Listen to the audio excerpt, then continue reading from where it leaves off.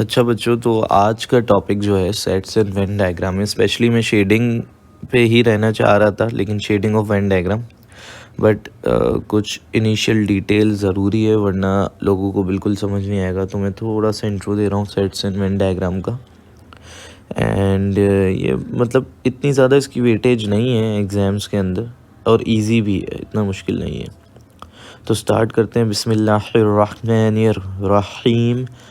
तो बच्चा, सेट्स जो है ना, अगर हम इन सिंपल वर्ड्स बोलें सेट्स है क्या, तो sets basically group of unique element है। ठीक है, मैं यहाँ लिखता हूँ सेट्स जो है, इसको अच्छे कलर से लिखते हैं, रुको।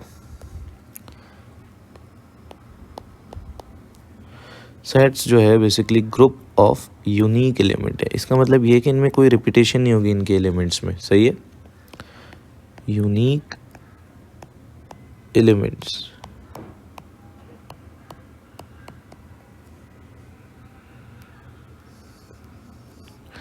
And no repetition allowed. ठीक है,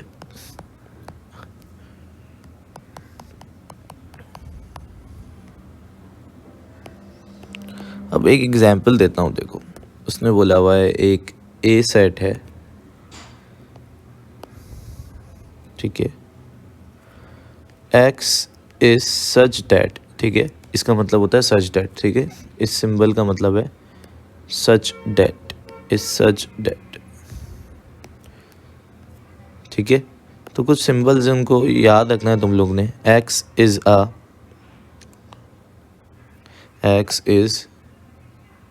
each month name first letter, यानी हर महीने का जो पहला लेटर है वो एक्स रिप्रेजेंट कर रहा है। ठीक है, तो हमें इस सेट्स में लिखने क्या क्या वैल्यू है। तो बच्चा, अब यहाँ समझो, सिर्फ एक ही केस समझाऊंगा। रीज़न ये है कि जल्दी जल्दी हम शेडिंग की तरफ बढ़ें। तो बेटा, ए का जो सेट बनाओगे, ठीक है, अगर देखो हम बात करें, पहले आता है जनवरी। जनवरी जे से हो गया। ठीक है, पहला लेटर जे हो गया। फिर आता है फरवरी, एफ से हो गया।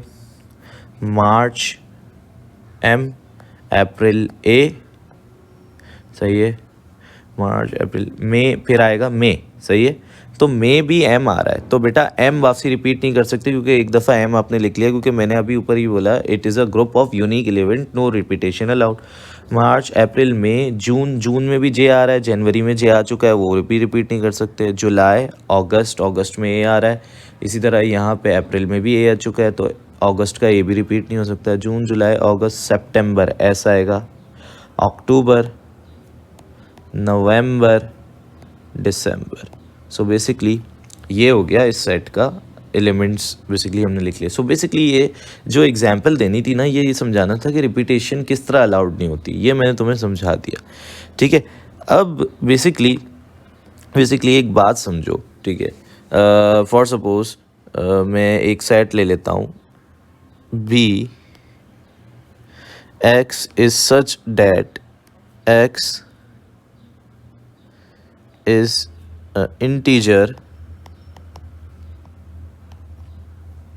greater than equal to 5। अब बच्चे सवाल पूछते हैं, sir greater than equal to 5, तो ये तो इन्फिनिटी तक चलता रहेगा। सही है, बात सही है। 5 या 5 से बड़ा, 5 6 7 8 9 10 11 12 एंड फर्दर ऑन चलता रहेगा।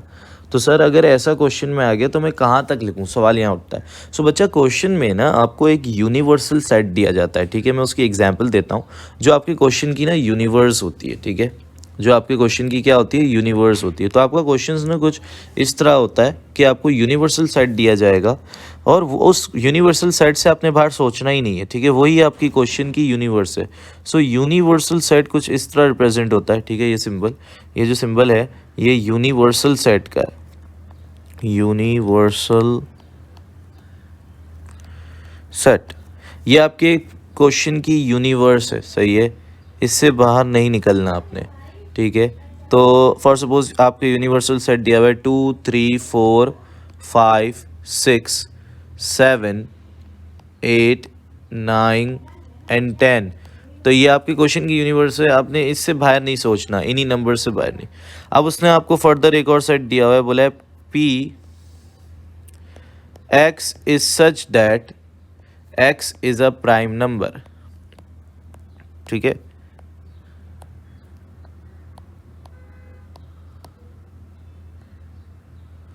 तो x प्राइम नंबर है, ठीक है, सॉरी p के अंदर सारे क्या आ रहे हैं, प्राइम नंबर आ रहे हैं, ठीक है। तो अब p के एलिमेंट्स लिखते हैं, ठीक है। तो बच्चा प्राइम नंबर वो होते हैं जो अपने टेबल में है, 1 के टेबल में है, अपने आप से ही डिवाइड हो, बाकी किसी और चीज़ से बेसिकली डिवाइड ना हो।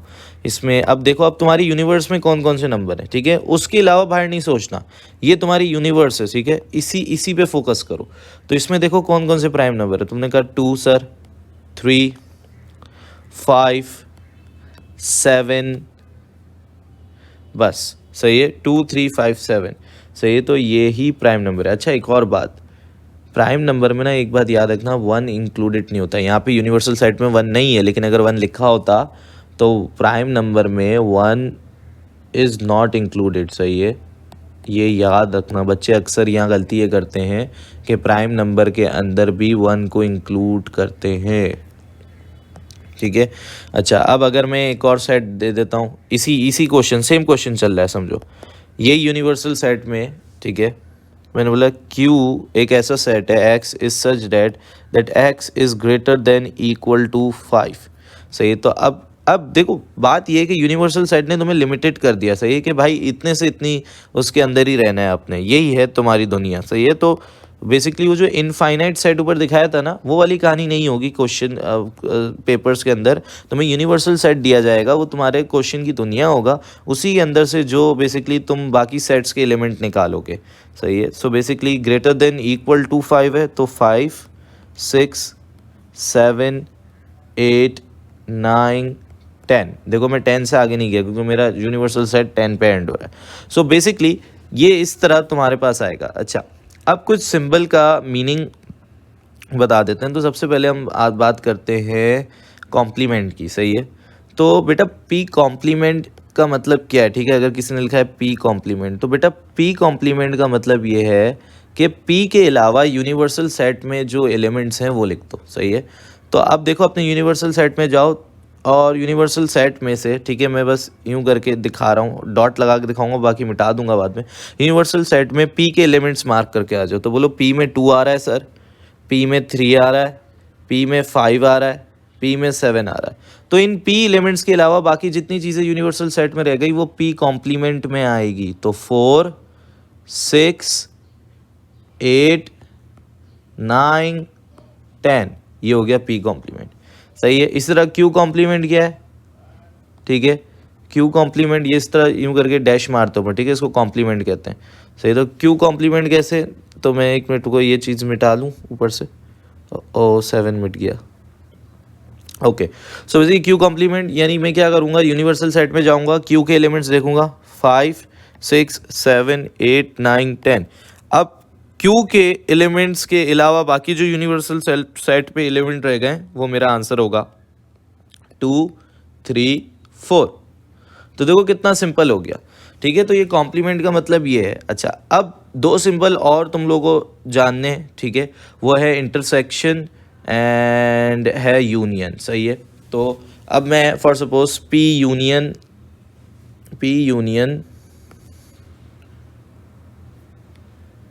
क्यू मांगता हूँ तुमसे, उसका सेट मांगता हूँ। तो बेटा पी यूनियन क्यू बेसिकली क्या है कि आप पी और क्यू सेट को कंबाइन कर दो, और आपको पता है रिपीटेशन नहीं हो सकती, तो कोई भी रिपीटेशन है उसको इग्नोर कर दो, सिंपल इज दैट, ठीक है। आपने करना क्या है, यूनियन में दोनों सेट को क्या करना है, कंबाइन करना है एंड इग्नोर रिपीटेशन। कोई भी एलिमेंट रिपीट हो रहा है तो उसको इग्नोर करना है, ठीक है। अब जैसे पी के अंदर 2 है, 3 है, 5 है, सही है। तो 2, 3, 5। अच्छा, उसके बाद 7 नहीं लिख रहा क्योंकि मुझे दिख रहा है, ये देखो। अच्छा, मैं जो चीज़ समझाने की कोशिश कर रहा हूँ, पी और क्यू पे फोकस करो, इन 2 पे फोकस करो। देखो 2, 3, 5। अब 6 मैं चाह रहा हूँ कि एक अरेंजमेंट में रहे ना, सो मैंने 6 लिख दिया। अच्छा 5 रिपीट करूंगा, क्यू में भी एक और दफ़ा 5 आ रहा है, इधर भी 5 था इधर भी 5 था, नहीं एक दफ़ा लिख दिया कसम, ठीक है। तभी मैंने कहा इग्नोर रिपीटेशन, दोनों सेट्स को कंबाइन करोगे और रिपीटेशन इग्नोर कर दोगे। अच्छा अब दोनों में 7 आ रहा है, ठीक है 7 लिख दिया, ठीक है एक ही दफ़ा रिपीटेशन नहीं, बाकी 8 9 10 क्यू में, तो दोनों के एलिमेंट कंबाइन करके लिखने हैं, किसी का भी एलिमेंट नहीं छोड़ना है भाई, लेकिन जो रिपीट हो रहे हैं उनको इग्नोर कर देना है। तो ये P यूनियन Q हो गया। अगली चीज़ है इंटरसेक्शन, सही है, ये जो सिंबल है बेटा ये इंटरसेक्शन का, ये जो था ये यूनियन का था, ये जो है ये इंटरसेक्शन का है बेटा। इंटरसेक्शन में बेसिकली वो लिखना है जो बेसिकली कॉमन है, ठीक है, दोनों के दरमियान कॉमन है। तो अब देखो P और Q के दरमियान क्या कॉमन है, दोनों में 5 आ रहा है, दोनों में 7 आ रहा है। सो P इंटरसेक्शन Q के अंदर जो है 5 और 7 आंसर आ जाएगा। तो सिंपली ये कुछ सिंबल्स थे जो मुझे बेसिकली तुम लोगों को बताने थे बिफोर बेसिकली कोई डायग्राम वगैरह सिखाने से पहले शेडिंग। तो बेटा वैन डायग्राम जो है ना, इन्हीं सेट्स को रिप्रेजेंट करने के लिए एक डायग्रामेटिक तरीका है जिसको आप वैन डायग्राम कहते हो। बच्चा वैन डायग्राम की शेडिंग बच्चों को अक्सर बहुत मुश्किल लगती है, तो मैंने थोड़ा सा इंट्रो दे दिया सेट्स एंड वैन डायग्राम का। अब हम इनकी शेडिंग की बात करते हैं, ठीक है। तो बच्चा शेडिंग किस तरह करोगे, तो कुछ केसेस ले लेते हैं, एक मिनट, कॉपी पेस्ट, ठीक है। तो मैं पहले से कॉपी करके रख रहा हूँ ताकि हमारा, ठीक है। तो समझो ये दो सेट्स हैं A B, ठीक है। और बच्चा ये जो डब्बा है ना ये तुम्हारा यूनिवर्सल सेट होता है, सही, ये तुम्हारी दुनिया होता है। ये जो डब्बे में पैक हुए हुए ना ये दोनों सेट, ये तुम्हारी ये डब्बा जो है ना ये बेसिकली यूनिवर्सल सेट रिप्रेजेंट कर रहा होता है, ठीक है। तो ये देखो ये जो ऊपर यूनिवर्सल सेट दिखाया ना मैंने, ये जो E जैसा सिंबल है, सही है, ऐसा ही ये यहाँ पे सिंबल बनाओगे तो ये यूनिवर्सल सेट रिप्रेजेंट कर रहा होता है, सही है। सो ये तुम्हारे बेसिकली दुनिया है सवाल की, ठीक है, ये डब्बा जो बनाया हुआ है, ठीक है। अब शेडिंग समझो आई तुम्हारे पास, सबसे पहले किसी ने बोला बच्चा शेड कर दो A इंटरसेक्शन B, सही है। शेडिंग क्या कह रही है, A इंटरसेक्शन B। बेटा A और B A इंटरसेक्शन B के दरमियान कॉमन क्या है, इंटरसेक्शन क्या बताता है, कॉमन, सही है, ठीक है। हमने यहाँ P इंटरसेक्शन Q में क्या लिया, कॉमन लिया। तो बच्चा देखो कॉमन वहाँ होगा जहाँ ओवरलैपिंग हो रही है A और B की, सही है। तो A और B जहाँ ओवरलैप कर रहे हैं दैट इज़ बेसिकली कॉमन। तो basically A intersection B Venn diagram में ये रिप्रेजेंट करता है, तो बच्चा ये एरिया शेड करोगे, सही है। अच्छा ये बहुत सिंपल है, अभी मैं बिल्कुल इजी की तरफ लेके जा रहा हूँ। जब 3 आएंगे तो 3 दिखाऊंगा एंड रखे हुए मैंने नीचे क्वेश्चन, ठीक है। तो अब A और B सेट है और यही तुम्हारा यूनिवर्सल सेट है बच्चा।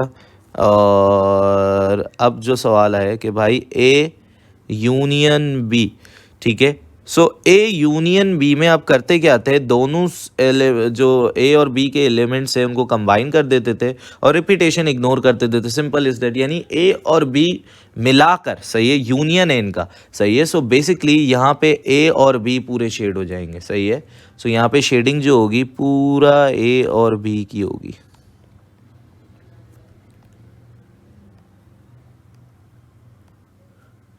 ठीक है, मैं 3 वाले में फिर समझाऊंगा कि बेसिकली ये जो है ना ये कुछ शेडिंग 2 वाले में बेसिकली तुम लोग इसको इस तरह समझो, ठीक है। वरना इसमें और भी तरीके हैं, बट ये कि अभी इसको इस तरह समझो क्योंकि ट्रिपल में मैं तुम्हें और तरीके भी दिखाऊंगा। जब 3 आ जाएंगे ना, 3 सेट्स आ जाएंगे तो जब मैं तुम लोगों को और बताऊंगा, ठीक है। तो एक और, ठीक है। अब और क्या सिनेरियो हो सकते हैं, ये भाई सेट A है, 1 minute, set A, set B और ये यूनिवर्सल सेट हो गया। अब समझो सवाल आया A कॉम्प्लीमेंट को शेड कर दो। बेटा जो A नहीं है, सही है, तो अगर तुम गौर करो तो तुम A पे फोकस करो तो तुम्हारा A ये है, दिस इज़ योर A। तो बेटा इसके बाहर जितना भी है वो सब शेड हो जाएगा, सही है। सो जो A नहीं है, सही है, नॉट A, जो बेसिकली कॉम्प्लीमेंट का मतलब होता है ना बच्चा, ठीक है। कहाँ लिखा है मैंने कॉम्प्लीमेंट, बेसिकली यहाँ पे अगर P कॉम्प्लीमेंट लिखा है तो इसका मीनिंग है जो नॉट P, सही है, जो P नहीं है। और क्यू कॉम्प्लीमेंट का जो क्यू नहीं है। तो बेसिकली आप क्या करते थे, यूनिवर्सल सेट में जाते थे, जो पी के एलिमेंट होते थे उनको हटा देते थे, तो बाकी जो रह जाते थे वो बेसिकली पी कॉम्प्लीमेंट में आ जाते थे। यही किया था हमने। सो अब ए, यहाँ पे ए कॉम्प्लीमेंट कैसे करेंगे शेड, जो ए नहीं है तो ए के अलावा बाकी सब शेड कर देंगे। तो ये ए के अलावा बाकी सब शेड कर रहा हूँ मैं, सही है। ए को शेड नहीं करना है,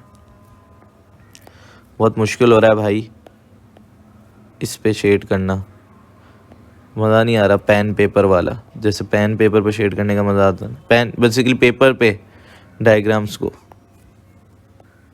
ठीक है। सो ये होगी शेडिंग ए कॉम्प्लीमेंट की, सही है। ये शेडिंग होगी ए कॉम्प्लीमेंट की। अच्छा, अब इसी तरह अगर मैं बी कॉम्प्लीमेंट तुम लोग को होमवर्क देता हूँ, ठीक है। अब ये तुम्हारा काम ये है कि बेटा ये वेन डायग्राम है, तुमने बी कॉम्प्लीमेंट इसमें शेड करके दिखाना है मुझे। सो ए कॉम्प्लीमेंट क्यों लिख रहा हूँ, वन मिनट, ए बी, और ये आप लोगों का यूनिवर्सल सेट है, आप लोग ने बी कॉम्प्लीमेंट शेड करना है, ठीक है। तो ये होमवर्क है, वैसे ये कॉम्प्लीमेंट जैसा है। अच्छा, अगला केस जो है वो है ए,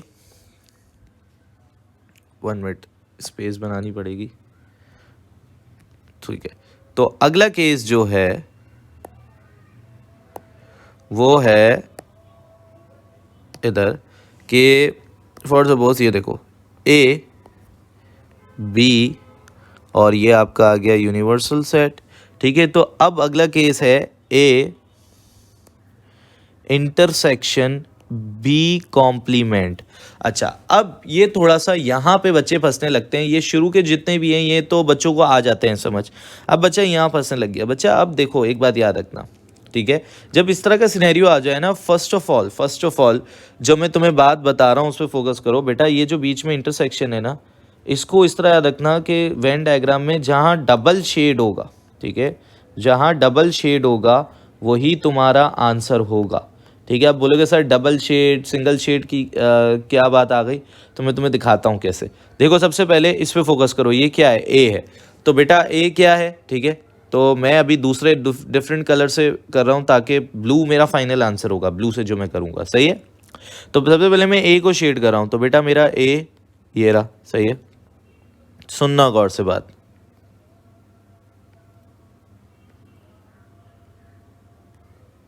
ये मेरा ए हो गया। अब अगले उस पर आओ, अगले पे बी कॉम्प्लीमेंट लिखा हुआ है, सही है। सो जो बी नहीं है, अब जो बी नहीं है उसको मैं शेड करने की कोशिश कर रहा हूँ। तो देखो अलग अलग फोकस करो, ठीक है। जो बी नहीं है तो मेरा बी ये है, ठीक है, मेरा बी ये है, तो बी के अलावा शेड करने की कोशिश करूँगा, तो बी के अलावा शेड करने की कोशिश करता हूँ।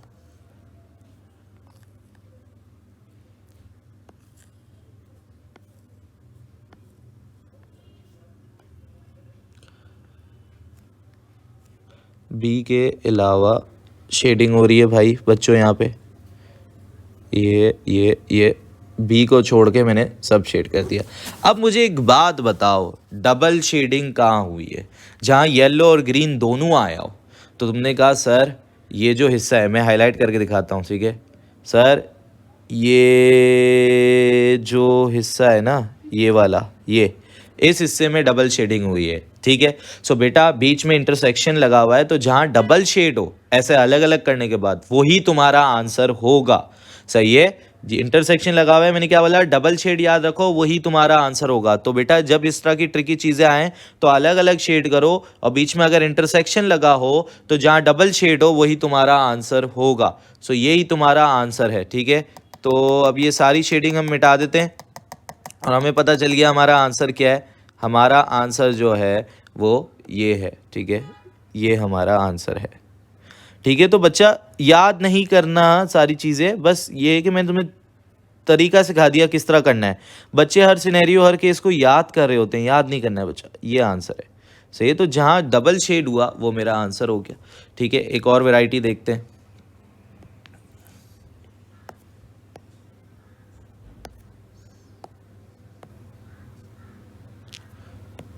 तुम लोग बेसिकली, अब तुम लोगों ना, मैं एक वैरायटी क्या बोलते हैं, ये तुम लोग को होमवर्क देता हूँ, सही है। होमवर्क नहीं, बेसिकली ट्राई करो, जैसे मैंने ये वाला सिखाया ना, ये वाला तुम लोग ट्राई करो, ठीक है, ए कॉम्प्लीमेंट इंटरसेक्शन बी, सही है बिल्कुल। वहाँ बी कॉम्प्लीमेंट था और ए था, यहाँ ए कॉम्प्लीमेंट है और बी है और दोनों के दरमियान इंटरसेक्शन है, सही है। तो ए बी और ये universal set. Okay, so basically ये तुम लोग का है, ठीक है। अब एक मैं प्रैक्टिस करवा रहा हूँ, एक तुम खुद कर रहे हो, ठीक है, ताकि तुम लोग के लिए आसान रहे। चलो और केसेस देखते हैं भाई शेडिंग के अंदर।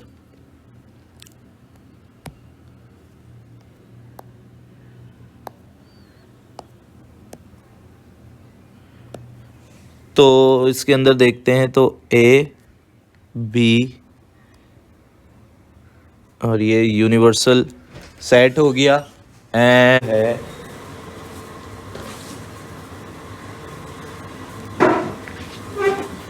एक मिनट बच्चों। हाँ, तो हमारा अगला केस है ए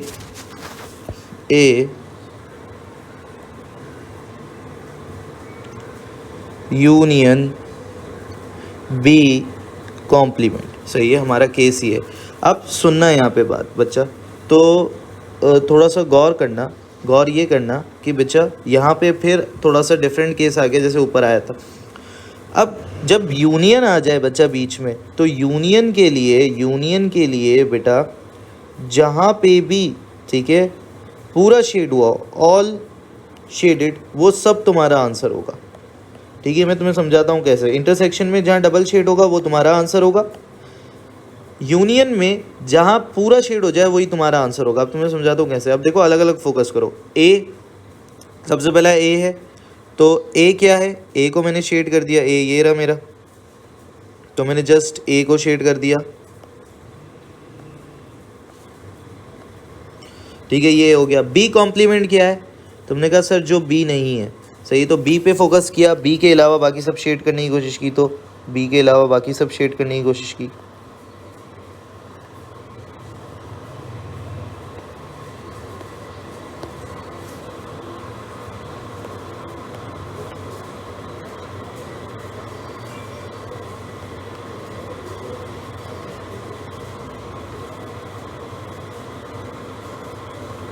ठीक है, तो जहाँ, ठीक है, सारी शेडिंग हो गई, ठीक है, सारी शेडिंग का मतलब ये है कि अब जहाँ भी शेडिंग हुई है, क्योंकि बीच में यूनियन है, वही तुम्हारा आंसर होगा। यानी यहाँ पे कुछ मिटाने की ज़रूरत नहीं है या डबल शेड देखने की ज़रूरत नहीं है, जितना शेड हो गया, यही तुम्हारा आंसर है, ठीक है। तो अगर मैं इन सबको ब्लू से कर सकूँ कन्वर्ट तो अच्छी बात है, कर देते हैं भाई, ये इसी को ब्लू से कर लेते हैं। ये ब्लू से मैंने सब कन्वर्ट कर दिया, और फिर मैं अभी अलग अलग जो सर्कल है ना, इनको रेड से कर लेता हूँ आपसे। ये रेड हो गया,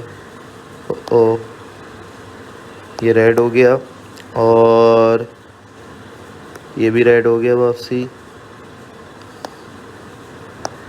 ठीक है, ठीक है।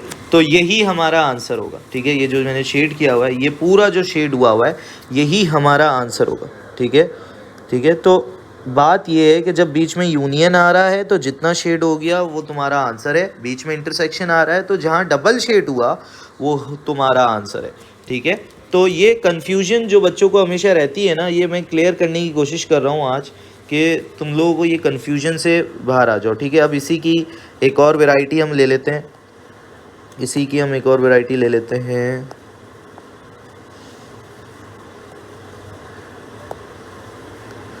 वो ये कि ए, इधर ए है, इधर बी है, ये यूनिवर्सल सेट है, और ये हो गया ए कॉम्प्लीमेंट यूनियन बी, सही है। तो अब ये तुम्हारा काम है कि तुमने किस तरह शेड करना है, तुम्हारा होमवर्क है। तो हर उसके बराबर मैंने एक एक वैरायटी दे दी है ताकि तुम प्रैक्टिस कर सको, ठीक है। अच्छा, अब आखिरी दो केसेस, ठीक है, इनको किस तरह याद रखना है तुम लोग ने, ठीक है।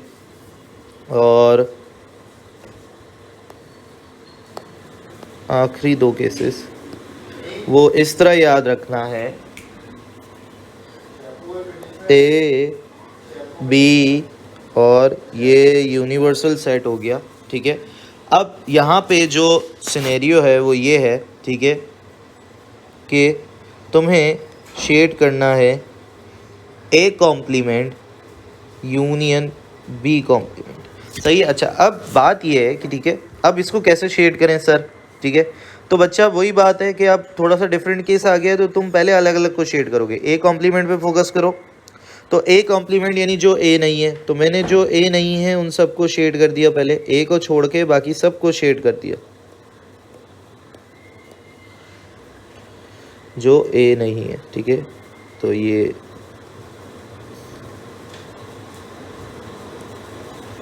ए के अलावा बाकी सब शेड हो गया।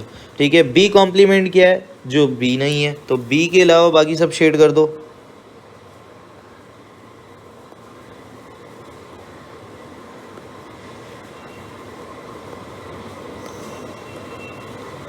तो बी के अलावा बाकी सब शेड कर दिया।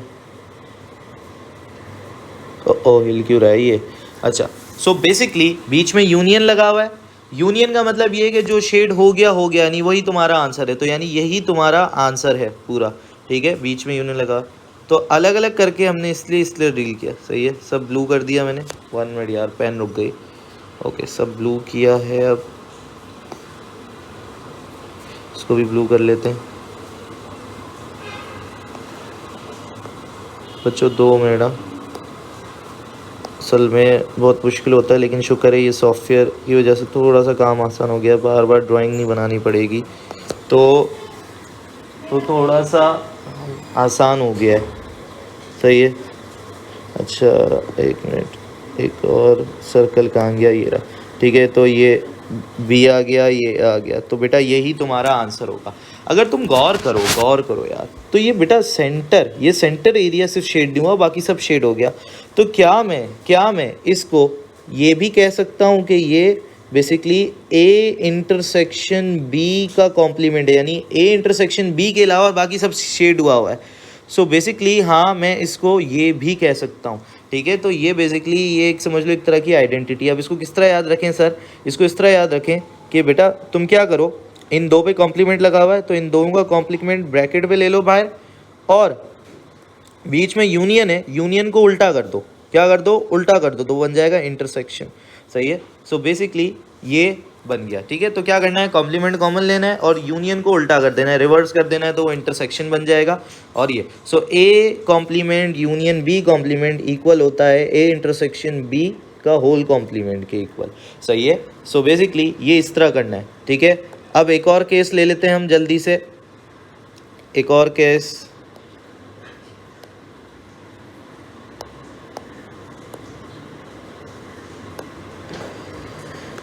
वो ये कि ये ए है, ये बी है। ठीक है,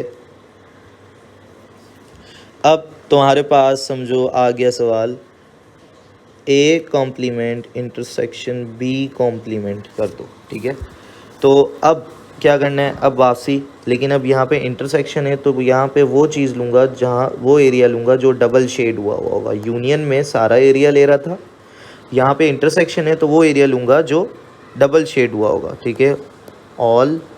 ठीक है, और वहाँ पे डबल शेड। अच्छा, तो अब ए कॉम्प्लीमेंट पे वो करते हैं, जो ए नहीं है भाई, तो जो ए नहीं है उसको शेड करते हैं।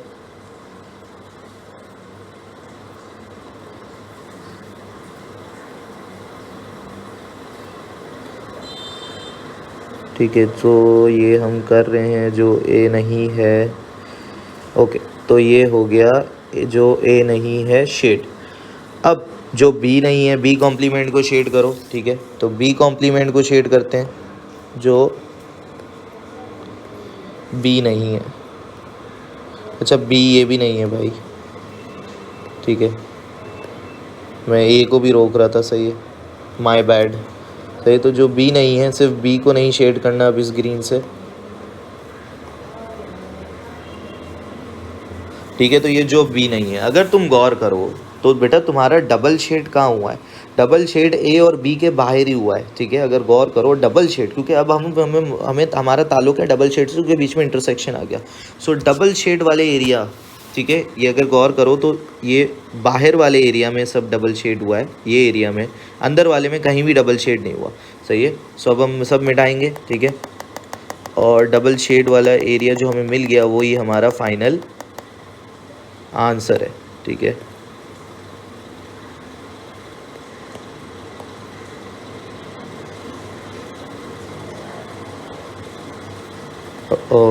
खैर इसको हम कन्वर्ट कर सकते हैं ब्लू में, ठीक है। तो ये हमारा फाइनल आंसर है जहाँ डबल शेड हुआ था। और अगर तुम थोड़ा सा देखो, ठीक है, पहले शेड हो जाए तो शायद तुम्हें नज़र आ जाए बात, ठीक है। ये हमारा आंसर है। सो ये हमारा फाइनल आंसर है, A complement intersection B complement में। अगर तुम देखो तो बच्चा ये जो है ए यूनियन बी के अलावा है, क्योंकि ए यूनियन बी, अगर मैं कलर के बताऊँ, ए यूनियन बी ये होता था बीच वाला हिस्सा। सो बेटा ए यूनियन बी को छोड़ के बाकी सब है। सो ये बेसिकली हमें क्या नज़र आ रहा है, ये ए यूनियन बी कॉम्प्लीमेंट है, ए यूनियन बी का कॉम्प्लीमेंट है, ठीक है। अब बच्चे बोले सर मैं इसको कैसे याद रखूं, तो बेटा इसको ऐसे याद रखो, यहाँ पे भी कॉम्प्लीमेंट दोनों पे लगा हुआ है बच्चा, दोनों पे कॉम्प्लीमेंट कॉमन लिया, सही है। अब इंटरसेक्शन को रिवर्स करने की कोशिश करो, तो अब ये क्या बन जाएगा, यूनियन बन जाएगा। जैसे वहाँ पे क्या था, दोनों कॉम्प्लीमेंट कॉमन ले रहे थे तुम, ठीक है, और यूनियन को रिवर्स कर रहे थे, तो वो क्या बन रहा था, इंटरसेक्शन। सो बेसिकली वैसा ही है टेक्निक, सही है। तो ये मैंने तोड़ तोड़ के तुम लोगों को बता दिया कि भाई कैसे शेडिंग करनी है, ठीक है। और क्योंकि मेरी यही टेक्निक है जो मैं शेडिंग करने में क्या बोलते हैं इस्तेमाल करता हूँ, ठीक है। अब कुछ क्वेश्चन देख लेते हैं भाई जल्दी जल्दी। जैसे अब ये बच्चे डरते हैं 3 आ गए सर, 3 को कैसे डील करें। बच्चा ये देखो, गौर से देखो, तुम्हें इतना हिस्सा पता है, ई इंटरसेक्शन एफ, यानी ई और एफ में जो कॉमन है और ऊपर कॉम्प्लीमेंट लगा हुआ है, यानी ई और एफ में जो कॉमन है वो नहीं, अल्लाह हाफिज़, ई और एफ में जो कॉमन है, ई और एफ में जो कॉमन है उसके अलावा शेड करना है। तो बेटा अगर तुम एफ और ई को देखो तो एफ और ई में ये वाला हिस्सा कॉमन है, ये वाले हिस्से के अलावा बाकी सब शेड करना है। तो ये वाले हिस्से के अलावा बाकी सब शेड कर दो जल्दी से, अलग अलग तोड़ के देखो, इसको और इसको, सही है। तो ई और एफ के अलावा बाकी जो हिस्सा है उसको शेड कर दो। तो मैंने शेड कर दिया भाई। तो बच्चों को कन्फ्यूजन अक्सर ये रहती है सर, ये भी है ना, ई और एफ के इंटरसेक्शन के अलावा बीच वाला हिस्सा बस छोड़ना है ई और एफ का, ठीक है। तो ये मैंने शेड कर दिया, ठीक है, गुड। अब अगला देखो, डी कॉम्प्लीमेंट है, जो डी नहीं है, डी के अलावा, सही। तो डी कॉम्प्लीमेंट को शेड कर दो।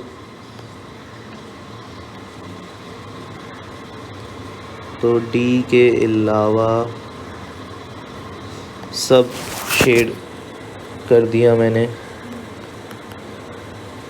सही है। सो बेसिकली ये तुम्हारा आंसर है। क्यों? क्योंकि बीच में यूनियन लगा हुआ है। यूनियन का मतलब है जो शेड हो गया, ऑल शेड, सही है, सारा शेड हो गया, वही तुम्हारा आंसर है।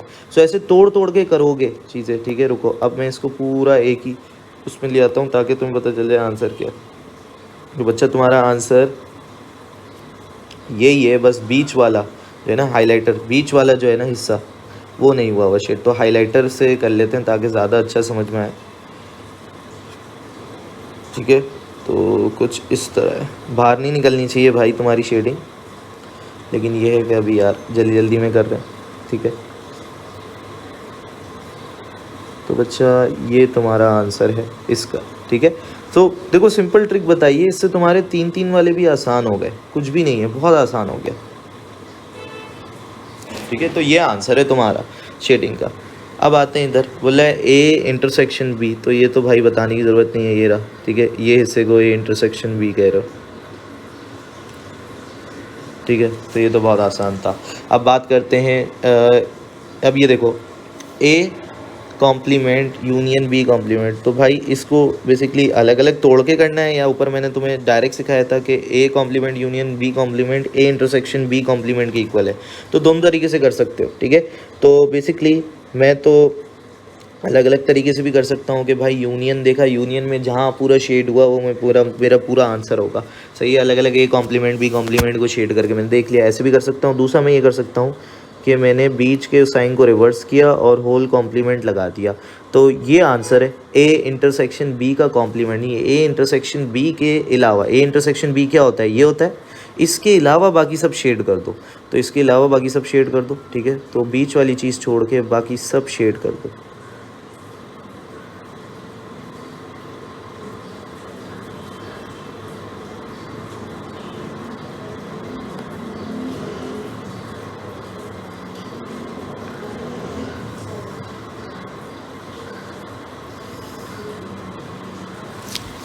ठीक है, तो ये आंसर हो गया। अच्छा, अब इसकी बात करते हैं। तो भाई अब यहाँ परेशानी है कि सर 3 आ गए। अब पहले इसको देखो, सी यूनियन डी है, सी यूनियन डी को शेड करने की कोशिश करो। बेटा सी यूनियन डी क्या होगा, ये होगा, पूरा होगा। सी और डी पे फोकस करो, ई को अभी भूल जाओ, सही है, क्योंकि अभी तुम्हें सी और डी को देख रहे हो ना। तो सी और डी पे तुमने फोकस किया, सी यूनियन डी को कर दिया पूरा शेड। अब तुम आए ई कॉम्प्लीमेंट, जो ई नहीं है, तो जो ई नहीं है उसको शेड करो। इसी डायरेक्शन में नहीं शेड करते, थोड़ा सा टर्न करके शेड करता हूँ ताकि जो ई नहीं है, ताकि हमें डबल शेड दिखे भाई। जो ई नहीं है, ई के अलावा शेड कर रहा हूँ मैं। अब